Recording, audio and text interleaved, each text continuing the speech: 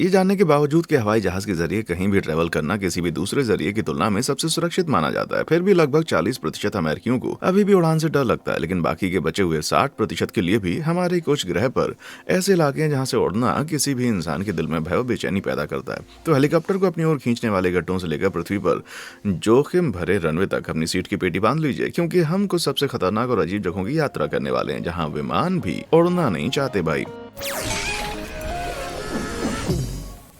Tibetan पहाड़ी। ये अनुमान लगाया गया है कि इस दुनिया में लगभग 9,728 कमर्शियल प्लेन्स हवा में उड़ते हैं, और अगर हम इसमें मिलिट्री को भी जोड़ें, जैसे कार्गो और निजी हवाई जहाजों को भी शामिल किया जाए, तो ये संख्या 17,500 तक हो सकती है। हकीकतन अगर आप एक ऑनलाइन फ्लाइट ट्रैकर को देखते हैं तो आप ठीक ठीक ये देख पाएंगे कि फिलहाल हर कमर्शियल विमान इस आसमान में कहाँ है। थोड़ा अजीब है ना। और वहाँ आप देख सकते हैं कुछ ऐसी जगह होंगी जिसके आसपास बिल्कुल कोई भी विमान नहीं होगा। ऐसी एक जगह है तिब्बत, जहाँ की न सिर्फ कोई विमान नहीं होगा बल्कि आप असल में ये भी देख पाएंगे कि इस पहाड़ी की तरफ जाता हुआ हर विमान अपना रास्ता बदल देगा। लेकिन क्यों? खैर, कमर्शियल विमान आमतौर पर समुद्र के तेल से 31,000 और 38,000 फीट के बीच यात्रा करते हैं। हालांकि किसी खास इमरजेंसी के वक्त ये बदल सकता है। केबिन डिप्रेशराइजेशन या इंजन फेल होने की स्थिति में प्रोटोकॉल को देखते हुए कमर्शियल फ्लाइट्स 10,000 फीट नीचे उतर सकती है। लेकिन यहाँ एक समस्या है भाई, रूफ ऑफ द वर्ल्ड तिब्बती पहाड़ी के हर एक इलाके की औसत ऊंचाई 14,370 फीट तक है, जिसका मतलब है कि केबिन बेस्ड इमरजेंसी वाला कोई भी विमान बिना जोखिम के सुरक्षित ऊंचाई तक नहीं उतर सकता, ताकि वे किसी पहाड़ी के छोर से न टकरा जाए। इस इलाके में सारे 7 बड़ी ऊंचाई वाले पर्वत, जिनमें हिमालय भी शामिल है, जो दुनिया के सबसे ऊंचे पर्वतों का घर है, जिसकी ऊंचाई लगभग 29,032 फीट है। माउंट एवरेस्ट लगभग पूरी ऊंचाई पर उड़ने वाले विमान जितना ऊंचा है, जो किसी भी विमान को इमरजेंसी में डाल सकता है भाई। और न केवल तिब्बत को धरती पर सबसे ऊंचे इलाके के होने की वजह से टाला गया है, बल्कि यहाँ कुछ इलाकों में विमान किसी तेज हलचल के भी शिकार होते हैं। एक उड़ान के दौरान विमान में हलचल हवा की लहरों में अचानक अजीब बदलाव के कारण होने लगती है। हालांकि आपने शायद पहले किसी हवाई जहाज पर कुछ हल्के हलचल का अनुभव किया होगा, लेकिन ज्यादा गंभीर हलचल खतरनाक साबित हो सकती है। तिब्बत की तरह ही बड़ी पर्वत श्रृंखलाएं तेज हवा के झोंके के अधीन है, जो कि पहाड़ की चोटियों के बीच से होकर निकलते और गंभीर लहरों में दबाव पैदा करती हैं। वह आसानी से हवाई जहाज के लिए आपदा की वजह बन सकती हैं। लेकिन दुनिया के सबसे ऊंचे इलाके एयरलाइंस के लिए एक और चेतावनी है। ऐसे इलाके जिनकी ऊंचाई औसत से ज्यादा होती है, वो इलाके आमतौर पर उन इलाकों से ठंडे होते हैं जो समुद्र के स्तर के करीब होते हैं, और तिब्बती पहाड़ सिर्फ इनमें से एक नहीं है। सर्दियों में अक्सर तापमान में पूरे दिन गिरावट रहती है और औसत तापमान -4 डिग्री फ़ारेनहाइट के आसपास रहता है। हालांकि कुछ गंभीर मामलों में ये -40 तक गिर सकता है। स्टैंडर्ड जेट फ्यूल जो अमेरिकी एयर फ्लीट में इस्तेमाल किया जाता है, उसका फ्रीजिंग पॉइंट -40 और -53 डिग्री फ़ारेनहाइट के बीच होता है। इसलिए यदि कोई उड़ान सबसे ठंडे समय में तिब्बती पहाड़ी को पार करती है तो एक गंभीर समस्या हो सकती है। हालांकि विमान के इंजन की गर्मी आमतौर पर फ्यूल को जमने से रोकने में मदद कर सकती है, लेकिन इस तरह की दुर्घटनाएं असल में हो सकती हैं। 18 जनवरी 2008 की बात है। एक ब्रिटिश एयरवेज फ्लाइट 38 विमान के ईंधन में बर्फ बनने के कारण लंदन हीथ्रो में रनवे पर उतरने से ठीक पहले दुर्घटनाग्रस्त हो गई। बीजिंग से लंदन जाने के दौरान एक विमान को ठंडे इलाके से गुजरना पड़ा, जो साइबेरिया और मंगोलिया के बीच में था। जबकि फ्यूल अपने फ्रीजिंग पॉइंट से ऊपर रहा, लेकिन फ्यूल में थोड़ा पानी की मात्रा थी। इस दौरान वो ठंड से जम गया और जिस वजह से पाइपों में रुकावट पैदा हो गई, जिसके परिणाम इंजन फेलियर के रूप में सामने आए। शुक्र है कि इसमें किसी की मौत नहीं हुई, लेकिन अगर आपको ठंडे इलाके में यात्रा करने से बचने के लिए किसी भी बहाने की जरूरत है तो जमे हुए जेट फ्यूल को इस्तेमाल में लेकर के आए भाई। लावा लैंडिंग। जबकि बर्फीली पहाड़ियों से उड़ने के बाद किसी भी पायलट के दांत ठंड की वजह से सिकुड़ सकते हैं, लेकिन कभी कभी गर्म फ्लाइट के बारे में सोचने से आपके माथे से पसीना छूट सकता है, और खासकर जब हम ज्वालामुखी के पास से उड़ान भरने की बात कर रहे हो। जबकि कमर्शियल फ्लाइट्स आसानी से लगभग 42,000 फीट तक की ऊंचाई पर उड़ सकती हैं, धरती पर किसी भी ज्वालामुखी शिखर से कहीं दूर। लेकिन ज्वालामुखी की राख इससे भी ऊपर जा सकती है भाई। जनवरी 2022 में पानी के अंदर हुंगा टोंगा हुंगा हा अपाई ज्वालामुखी जो टोंगा के दक्षिण आइलैंड के पास है, वो फूट गया, जिससे 58,000 ओलंपिक समुद्री पानी के स्विमिंग पूल को सुखा दिया उसने, और इसे अब तक का सबसे बड़ा ज्वालामुखी विस्फोट का बादल बना दिया उसने। यह ज्वालामुखी विस्फोट राख का बादल लगभग 1,90,000 फीट या 36 मील दूर उड़कर मेसोस्फीयर लेयर तक जा पहुंचा, जो पृथ्वी के वायुमंडल की 5 में से तीसरी सबसे ऊंची परत है। ज्वालामुखी विस्फोट से निकलने वाला धुआं बहुत ही ज्यादा नुकसानदेह होता है। विमान के निचले हिस्से को नष्ट कर सकता है, साथ ही साथ विंडशील्ड को भी तबाह कर सकता है, एक विमान का सबसे कमजोर हिस्सा। हालांकि इसके इंजन हैं, और ज्वालामुखी राख के बीच से गुजरने के बाद ही विमान कब गिर जाए आपको इस बात का पता भी नहीं चलेगा। बात 24 जून 1982 की है। ब्रिटिश एयरवेज फ्लाइट 9 न्यूजीलैंड के ऑकलैंड शहर की तरफ लंदन हीथ्रो एयरपोर्ट से जा रही थी, जब ये ज्वालामुखी राख के बादल में उड़ गई। क्योंकि 1980 के दशक में यात्रियों को फ्लाइट में धूम्रपान करने की अनुमति थी, इसलिए जब धुआं जमा होने लगा तो इस बोइंग 747 के केबिन में चालक दल ने शुरू में ये मान लिया कि ये सिर्फ सिगरेट का धुआं है। लेकिन जैसे जैसे धुआं बढ़ने लगा और अपने साथ सल्फ्यूरिक की गंध लेकर आया, तब पता चला कि कुछ गड़बड़ है। पता चला ज्वालामुखी की राख ने इंजन टरबाइन में अपना रास्ता बना लिया था, और एक जेट इंजन को ध्यान में रखते हुए ये 1 सेकंड से भी कम समय में आपके घर से पूरी तरह हवा को बाहर निकालने के लिए काफी है। इसमें हैरानी कोई बात नहीं है कि अगर ताजी हवा के साथ ये धुएं मिल जाए तो दिक्कत पैदा हो सकती है। और जैसे ही ज्वालामुखी की राख इंजन की गर्मी से कांच में पिघल गई, उसने टरबाइन ब्लेड को काटना शुरू कर दिया, जिससे दिक्कत बढ़ने वाली थी। और कुछ ही सेकंड के अंदर प्लेन में सबसे ज्यादा बड़ी समस्या आ गई, 4 इंजन का फेलियर। सभी इंजन के काम न करने के कारण फ्लाइट 9 के पायलट कैप्टन एरिक मूडी को विमान को 37,000 फीट से नीचे केवल 12,000 फीट तक लाने के लिए मजबूर होना पड़ा, जबकि चालक दल के सदस्यों ने इंजन को फिर से चालू करने के लिए बेताब कोशिश की। और जाहिर है यात्री घबराए हुए थे, लेकिन उन्होंने सोचा कि ये शायद उनकी आखिरी उड़ान हो सकती है। हालांकि जैसे कोई चमत्कार हुआ, 4 में से 3 इंजन फिर से शुरू हुए और जब जमी हुई राख पिघल गई तो इंजन से अलग हो गई। भगवान की दया से कोई नुकसान नहीं हुआ इस फ्लाइट 9 में हुई दुर्घटना से, लेकिन विमान की दुनिया अब इस बात से वाकिफ है कि ज्वालामुखी विस्फोट से विमानों को कितना नुकसान हो सकता है। इन दोनों ज्वालामुखी राख की वजह से फ्लाइट को पूरी तरह से रद्द किया जा सकता है। जैसे एक बार अयाफी-तला-याकातुल ज्वालामुखी विस्फोट की वजह से आइलैंड में 2010 में हुआ।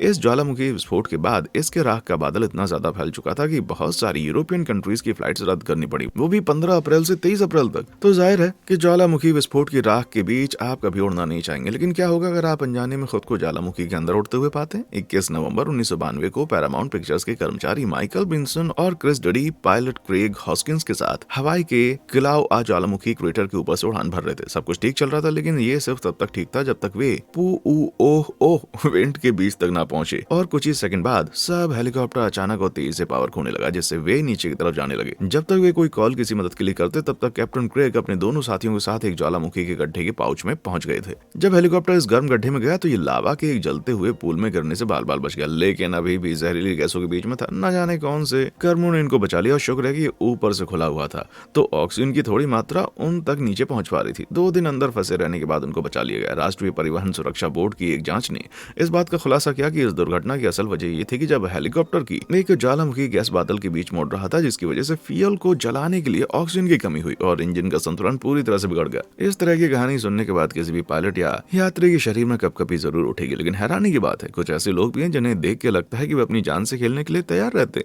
इस तरह ज्वालामुखियों के ऊपर सीधे उड़ना थोड़ा पागलपन लग सकता है, लेकिन आज के दिन किलाउआ पर एक उड़ान यात्रा आप कर सकते हैं। मुझे लगता है कि आपकी यात्रा कोई रूप न ले ले, हो सकता है कि आप इस उबले हुए लावा में खुद को पाएं। कृपया जाने से पहले यहाँ हस्ताक्षर करें। सोने का गड्ढा। जबकि एक ज्वालामुखी क्रेटर के पास किसी विमान की शक्ति खोने का विचार बहुत ही भयानक है, लेकिन इस धरती पर और भी कुछ भयानक गड्ढे हैं जो एयरक्राफ्ट को चुटकियों में अपने अंदर घसीट सकते हैं, चाहे वे कितने भी पावरफुल क्यों ना हो। ऐसा गड्ढा जिसका डायमीटर 4000 फीट है और गहराई लगभग 1700 फीट से भी ज्यादा है। मिर्नी हीरे की खान दुनिया के सबसे बड़े इंसानों द्वारा खोदा गया गड्ढा है। इस माइन की शुरुआत लगभग 1955 में हुई थी और कुछ ही सालों में ये रशिया का सबसे बड़ा डायमंड माइन बन चुका था और 2004 में बंद हुआ। लेकिन जबकि ये बंद हो चुका है, लेकिन ये उसके लिए आज भी बिल्कुल खुला हुआ है, जो उसके ऊपर से गुजरने की हिम्मत करेगा। हालांकि ये शुक्र है कि अभी तक ऐसा कुछ भी नहीं हुआ, लेकिन विशेषज्ञों का मानना है कि अंतराल की ये सबसे बड़ी खान एक गुजरने वाले विमान या हेलीकॉप्टर को अपनी गहराई में खींच सकती है और ये विज्ञान द्वारा भी माना जाता है। अगर गड्ढा काफी गहरा होता है तो आमतौर पर ठंडे मौसम में भी धरती अंदर की हवा को गर्म कर देती है। गड्ढे से ऊपर आने वाली गर्म हवा नीचे जाने वाली ठंडी हवा की तुलना में ज्यादा होती है और इन होल हवा और ऊपर जमीन की हवा के बीच तापमान में अंतर होने से हवा में ज्यादा गति पैदा होती है। गड्ढे से उठने वाली गर्म हवा कम घनी होती है और किसी भी विमान को उड़ने के लिए ठंडी हवा की तुलना में गर्म हवा उसे कम लिफ्ट देती है, जिसके नतीजे में विमान नीचे जाने लगता है। और साथ ही जो ठंडी हवा नीचे गड्ढे में जाती है वो एक पावरफुल टर्बुलेंट करंट पैदा करती है, जिसकी वजह से पायलट आसानी से संतुलन खोने लगता है और नीचे कहीं दरारों में या किसी गड्ढे में गिर सकता है। जबकि ये सब तकनीकी रूप से अभी सिर्फ एक थ्योरी है, लेकिन इस गड्ढे से गुजरने के बाद ही मुमकिन है कि कोई भी पायलट उड़ान के दौरान अपने मैप के रास्ते से भटक सकता है। उम्मीद करते हैं कि ये थ्योरी कभी भी सच न हो। पवित्र भूमि। इस धरती पर सबसे प्रसिद्ध पवित्र शहरों में से एक होने के बावजूद ये आपके लिए आश्चर्य की बात हो सकती है कि सऊदी अरब में मक्का को कोई भी पब्लिक हवाई अड्डा नहीं मिला है। यहाँ तक कि हवाई जहाज को मक्का में जाने या मक्का के ऊपर से गुजरने पर भी पाबंदी है। लेकिन इस बात की कोई व्याख्या नहीं है कि मक्का के ऊपर से विमान क्यों नहीं उड़ते हैं। ये एक दिलचस्प विषय है जो इस बात पर निर्भर करता है कि आप किससे पूछते हैं। इस पर 2 अलग अलग थ्योरीज का अलग अलग जवाब है। पहला ये कि वायुमंडल में मक्का के ऊपर से उड़ना विमानों या यहाँ तक कि पक्षियों के लिए वास्तव में संभव है, जिसकी वजह मैग्नेटिक विसंगति है। फेसबुक पोस्ट में दावा किया गया है कि आइकॉनिक पवित्र काबा इमारत धरती के मैग्नेटिक पोल्स के बीच के सटीक बिंदु पर है और इसलिए इलेक्ट्रोमैग्नेटिक वस्तुओं जैसे कि विमानों और यहाँ तक कि पक्षियों पर ऐसा प्रभाव होता है जिससे वे शारीरिक रूप से उस पर उड़ने में असमर्थ हो जाते हैं। हालांकि कोई भी चीज इतनी शक्तिशाली हो सकती है जो किसी भी विमान को नीचे ला सकता है, ऐसा सोचना थोड़ा सा अजीब है, तो इस दावे में ज्यादा सच्चाई नहीं लगती। इस सिद्धांत को खारिज करने वाले बहुत सारे सबूत हैं, जिसमें काबा पर सीधे बैठने और उड़ने वाले पक्षियों की तस्वीरें भी शामिल हैं और साथ ही हर साल हज की इस्लाम तीर्थ यात्रा के दौरान सिक्योरिटी हेलीकॉप्टर्स होने का भी दावा है। संभावना हो सकती है कि साइंस को छोड़कर विमान भरी आबादी वाले शहर के ऊपर से नहीं उड़ते हैं। इसका कारण एक शहर का धार्मिक महत्व है। इस्लाम के सबसे पवित्र स्थल पर फ्लाइट धार्मिक वजह से प्रतिबंधित है, जो विमानों को मक्का में प्रवेश करने से मना करती है और खासतौर पर पवित्र काबा के ऊपर से। गैर मुस्लिमों की मक्का की यात्रा करने की इजाजत नहीं है और वहां पर जाने पर जुर्माना और देश निकाले जाने का सामना भी करना पड़ सकता है। और इसे इतना सख्त कानून बना दिया गया है कि अगर हवाई जहाज में ऊपर से गैर मुस्लिम भी गुजरे ना, तो उसे भी नियम तोड़ने वाला माना जाएगा। जैसा कि माना जाता है मक्का सीधे स्वर्ग से जुड़ता है। माना जाता है कि ये सीधे काबा के ऊपर स्थित है और इसके ऊपर से जाना बहुत बड़ा पवित्र माना जाएगा, इसलिए कमर्शियल फ्लाइट भी यहाँ से नहीं गुजरती मेरे भाई।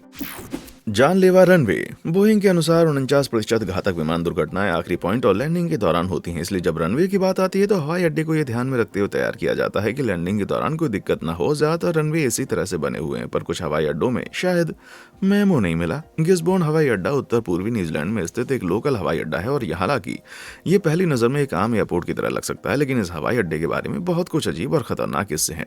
गिस्बोर्न दुनिया के कुछ बहुत ही कम हवाई अड्डों में से एक है जिसके रनवे के बीच से सीधे चलने वाली एक एक्टिव रेलवे लाइन है। ऐसा माना जाता है कि यहाँ पर रेलवे लाइन पहले से बनी हुई है और फिर वहां के स्थानीय अधिकारियों द्वारा 1940 के दशक में तय किया गया कि यह एयरपोर्ट बनाने के लिए भी बढ़िया जगह है।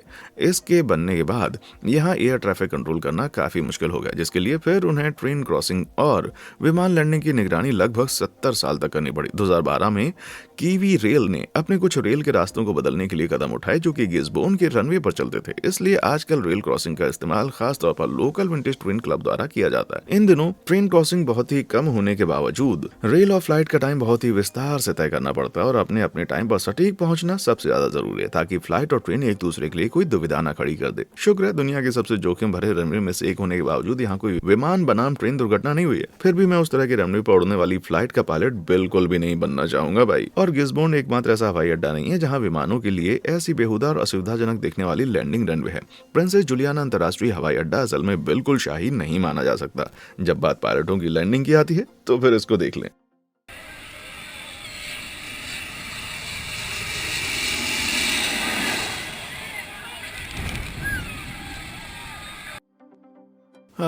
सच में उनकी बहादुरी को मेरा सलाम, जो कोई भी समुद्र तट रनवे पर जाने की हिम्मत करता है।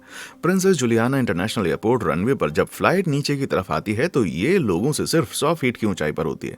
जब ये रनवे के आखिरी छोर पर पहुंचने वाली होती है तो कैरेबियन मानकों के अनुसार सेंट मार्टिन का महो बीच इस दौरान काफी शोरगुल वाला हो सकता है, लेकिन मुझे लगता है कि यह आसपास के सबसे शानदार धूप सेकने वाले बीचों में से एक है। हालांकि 75 साल की एक महिला को जेट इंजन के ब्लास्ट ने पीछे की तरफ फेंककर बहुत दूर फेंक दिया और ये बात जुलाई 2017 की है, पर उसके बावजूद हजारों लोग महो बीच पर आज भी जेट स्ट्रीम के लहरों को देखने जाते हैं। फिर भी यहाँ की अब तक की सबसे भरोसेमंद पायलट का पेट भी गिड़गिड़ाने लगता है जब वो लोगों के ऊपर से महज मीटर नीचे से गुजर रहा हो। No fly nations. हमने अभी तक ऐसी बहुत सारी जगह देखी हैं जहां विमान उड़ना नहीं चाहते, लेकिन उन स्थानों के बारे में क्या जहां विमान उड़ नहीं सकते? उत्तर कोरिया को दुनिया के सबसे खतरनाक हवाई क्षेत्रों के एक के रूप में से माना जाता है और असल में ये उनका मिसाइल लॉन्चिंग कार्यक्रम की करतूत है। उत्तर कोरियाई सेना अक्सर बिना किसी खास चेतावनी के जापान के सागर में अपनी मिसाइल टेस्ट करने के लिए लॉन्च की जाती है। इस वजह से पायलट अपने रूट से बाहर जाता है ताकि वे जापानी समंदर से दूर रहें। और आपको बता दूं कि यूएस के साथ 2018 में उनकी बातचीत के बाद उत्तर कोरिया ने इंटरनेशनल सिविल एविएशन ऑर्गेनाइजेशन के साथ एक समझौता किया कि वे इसके संबंधित पहले ही चेतावनी देंगे जब भी उन्हें कोई मिसाइल लॉन्च या कोई भी ऐसा कार्यक्रम करना होगा। ऐसा करने के लिए उत्तर कोरिया को पहले एक लोग तैयार करना पड़ा जिसे नोटिस ऑफ एयर मिशन कहा जाता है। एक ऐसा नोटिस जिसे एविएशन अथॉरिटी के साथ बनाया जाता है और पायलट्स को किसी खास रूट के खतरों से सूचित किया जाता है। हालांकि मई 2019 में उत्तर कोरिया ने बिना किसी चेतावनी के जापान के सागर में मिसाइल्स को लॉन्च करना फिर से शुरू कर दिया, इसलिए इससे बचने के लिए कुछ करना पड़ा। सितंबर 2020 में United states federal aviation administration ने सभी अमेरिकी कमर्शियल एयरप्लेन्स को उत्तर कोरिया में प्रवेश करने से प्रतिबंधित करने वाला एक नया नियम जारी किया, जबकि अमेरिका ने अपने खुद के विमानों को उत्तर कोरिया के जोखिम भरे हवाई क्षेत्र में प्रवेश करने से रोकने के लिए उपाय किए हैं। लेकिन ऐसे दूसरे क्षेत्र हैं जो इस बारे में बहुत आगे हैं कि क्या होगा अगर कोई विमान वहां चला जाता जहां इसे नहीं जाना चाहिए। क्यूबा के पास भी अपने नए नियम और कानून हैं जो कि एक एयरक्राफ्ट को लैंड करने के लिए परमिट करता है और यहां तक कि प्रवेश करने के लिए भी बिना किसी टाइम या कोई गैर अनुमति वाली उड़ानों को क्यूबा के हवाई क्षेत्र में प्रवेश करने से रोक लिया जाता है और इस नियम को तोड़ने वाले विमानों को किसी भयानक परिणाम का सामना करना पड़ता है।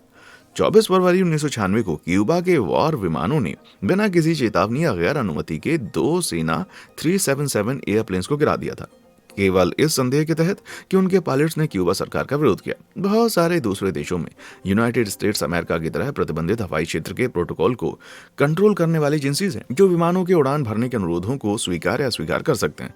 यदि कोई विमान अपनी मर्जी से हवाई क्षेत्र में प्रवेश करता है तो एयर ट्रैफिक कंट्रोल पहले रेडियो के जरिए पायलट से संपर्क करेगा और उन्हें चले जाने की सलाह देगा। अगर पायलट उनकी सलाह नहीं मानता तो उन्हें एक ब्रशर चेतावनी दी जाती है, जो असल में उन्हें बताया जाता है कि एविएशन अथॉरिटी उनके प्लेन उड़ने के हुनर से संतुष्ट नहीं है। क्या होगा अगर पायलट एयर ट्रैफिक कंट्रोल के निर्देशों का पालन नहीं करता? हालांकि ये जगह अलग अलग हो सकती हैं, लेकिन आमतौर पर अगर किसी विमान को खतरा माना जाता है तो उसे नीचे गिराया जा सकता है।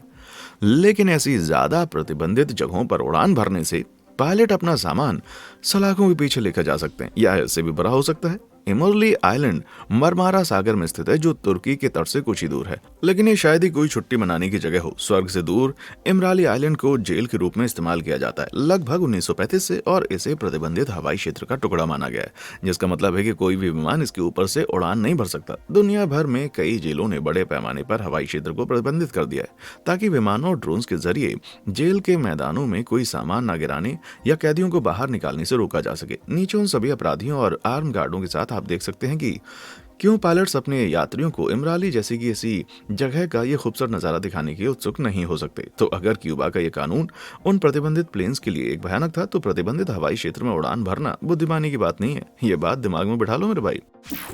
एलियंस का इलाका दुनिया की सबसे रहस्यमयी वायुसेना सुविधाओं में से एक के रूप में इसे जाना जाता है। एरिया 51 TS UFO एलियंस और गुप्त सरकारी कवरअप की कहानियों का एक किस्सा है, जबकि सैन्य अड्डे को हमेशा किसी गुप्त राज से ढका गया है। लेकिन इस तथ्य के बारे में कुछ भी रहस्य नहीं है, नागरिकों को अंदर जाने की अनुमति नहीं है। आपको बता दें, एरिया 51 पर लगातार सशस्त्र गार्डों ने गश्त लगाई होती है, लेकिन सिर्फ नीचे के लोगों के लिए नहीं, जिन्हें इस बेहद गुप्त इलाके में घुसपैठ करने से डरने की जरूरत है। बल्कि ये प्रतिबंधित हवाई इलाका लगभग 90,000 एकड़ तक फैला है, और अगर कोई प्लेन इस इलाके के नजदीक पहुंच भी जाए या इस इलाके के प्रतिबंधित एरिया के अंदर आ जाए, तो एरिया 51 की सुरक्षा टीम पायलट को संपर्क करें, कड़ी चेतावनी के साथ तुरंत अपना रास्ता बदलने के लिए कहती है। सुविधा के चारों ओर कई साइन पोस्ट ये चेतावनी देते हैं कि घातक बल का इस्तेमाल किसी भी धमकी या खतरे के खिलाफ करने की उन्हें पूरी अनुमति है। इसलिए अगर पायलट ने रास्ता बदलने का फैसला नहीं किया तो उन्हें आकाश में आने वाले वक्त को अलविदा कहना पड़ सकता है हमेशा के लिए। और अगर आकाश में गोली मारकर उड़ाना पायलट को काफी ना लगे, तो शायद एक UFO या कोई खास सैन्य विमान के साथ उसे इस रास्ते से हटाना बिल्कुल पर्याप्त होगा। अंतरिक्ष वायु स्पेस सेंटर के आसपास को सबसे रोमांचक हवाई क्षेत्र हो सकते हैं, लेकिन वे इलाका असल में इस ग्रह पर सबसे खतरनाक इलाकों में से है। आपको बता दूं कि आप जानती होंगे, इस इलाके में अंतरिक्ष रॉकेट लॉन्च करते हैं और बाकी लॉन्च होते हैं। पूरे अमेरिका में दूसरे अंतरिक्ष स्टेशन में फ्लोरिडा में कैनेडी स्पेस सेंटर के आसपास के हवाई क्षेत्र को किसी भी विमान के लिए प्रतिबंधित फ्लाई जोन के रूप में घोषित किया गया है। और हाँ, बस रॉकेट के अलावा कैनेडी स्पेस सेंटर में स्पेस शटल लैंडिंग इलाके को R2932 का नाम दिया गया है। ये एक ऐसा क्षेत्र है जहां से किसी भी नॉन स्पेस एयरप्लेन्स के पायलट्स को लगभग 20 मील के दायरे में से गुजरने की अनुमति नहीं है। जब रोक लगी होती है तो आप सोच सकते हैं कि ये कमर्शियल फ्लाइट्स के लिए लगातार बाधा पैदा कर सकती है, लेकिन रॉकेट लॉन्च बिल्कुल लगातार नहीं होते, नासा के भी नहीं। पूरे अमेरिका में 10 स्पेस पोर्ट हैं और हर साल में औसतन 37 लॉन्च होते हैं। पायलट्स को अक्सर रॉकेट लॉन्च के दौरान उड़ान भरने की चिंता नहीं होती, फिर भी बस इसके बारे में सोचने पर भी किसी भी पायलट के हाथ जरूर डगमगा जाएंगे जब भी कभी किसी ऐसे रूट से गुजरेंगे जो स्पेस पोर्ट के पास से निकलता हो। राष्ट्रपति सुरक्षा ये भी देखा गया है कि पायलट्स को उन क्षेत्रों में उड़ान भरने से प्रतिबंधित किया गया है जो राजनीतिक महत्व के लोगों से जुड़े हुए हैं, जिसमें बहुत सारे देशों के साथ यूके और यूएसए भी शामिल है। और इनमें सबसे खास है व्हाइट हाउस, वॉशिंगटन DC का राष्ट्रीय राजधानी क्षेत्र, जहां व्हाइट हाउस के घर को स्पेशल फ्लाइट रूल्स एरिया से शासित किया गया है। DC के चारों ओर एक नहीं बल्कि 2 प्रतिबंधित फ्लाइट जोन्स हैं, जिनमें एक 33 मील का सर्कल है और व्हाइट हाउस को घेरने वाली गंभीर रूप से प्रतिबंधित 15 मील रिंग शामिल है। अगर कोई पायलट ज्यादा ही बहादुर हो या एक बेवकूफ और राष्ट्रपति प्रतिबंधित क्षेत्र में प्रवेश कर लिया, तो उन्हें सेना द्वारा रोके जाने की संभावना है, जो पायलट को उतरने के लिए मजबूर करेगी।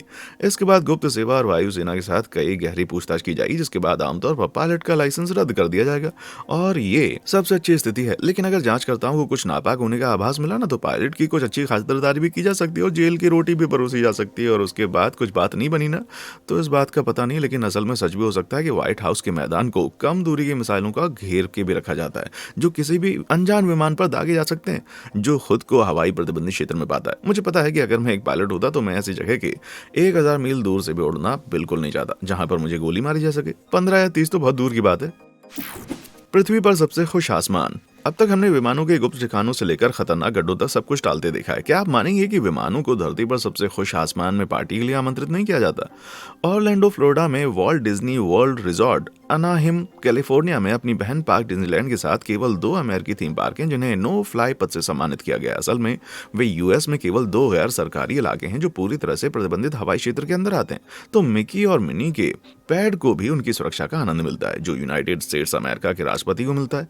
27 अक्टूबर 2014 को दोनों पार्कों को ऑफिशियल रूप से नो फ्लाई पद से फेडरल एविएशन एडमिनिस्ट्रेशन द्वारा कुछ सुरक्षा कारणों से सम्मानित किया गया था। लेकिन यह अनुमान लगाया गया है कि ये एक ऐसी जगह है जहां प्रतिदिन 2.5 लाख से ज्यादा लोग आते हैं और बेन नोट में यह लिखा गया है कि विमानों को इन पार्कों से लगभग 3000 फीट की दूरी पर रहना चाहिए। ये ऊंचाई प्रिंसेस कैस्टल्स के ऊपर से होनी चाहिए। इस तरह के बेन एक्ट को ऑपरेशन लिबर्टी शील्ड के नाम से जाना जाता है और ये बेन इसका भी जिम्मेदार बनाया गया है कि 30,000 से ज्यादा दर्शकों वाले स्टेडियम के ऊपर से उड़ना भी प्रतिबंधित है। डिज्नी पार्कों के ऊपर उड़ान भरने के लिए एक खास परमिट की जरूरत होती है, लेकिन ये रोक ज्यादा देर तक नहीं रही। डिज्नी को खुद का नियम तोड़ने के लिए 2015 में आवेदन करना पड़ा जब वे डिज्नी वर्ल्ड और डिज्नीलैंड के ऊपर ड्रोन का झुंड लॉन्च करना चाहते थे। 42 पेज के एप्लीकेशन में डिज्नी ने कहा कि वो लोग 50 जलते हुए ड्रोन का उपयोग स्लीपिंग ब्यूटी के महल में नाइट फायर्स के नजारे के लिए करना चाहते हैं। इस चीज की विनती को पूरे होने में लगभग 1 साल से भी ज्यादा का वक्त FAA ने लगाया और आखिर में डिज्नी ड्रोन्स की इजाजत नवंबर 2016 में मिली। क्या आप मुझसे ये बोलना चाहते हैं कि किंग मिक्की को गवर्नमेंट के पावर के सामने झुकना पड़ा तब जाके उसने अपनी पार्क में ड्रोन उड़ाए? क्या आपको पता है कि यहाँ कुछ लिमिट्स थी और इस भयानक और ना रोकी जाने वाली भीड़ के लिए लगाई गई है जो डिज्नी को ओवरलोड कर सकती है? आपको क्या लगता है इनमें से कौन सी जगह पर उड़ान भरना आपके लिए भयानक होगा? क्या आपने कभी किसी उड़ान पर कोई उबड़ खाबड़ का सामना किया है? मुझे नीचे कमेंट सेक्शन में आकर बताएं और देखने के लिए शुक्रिया।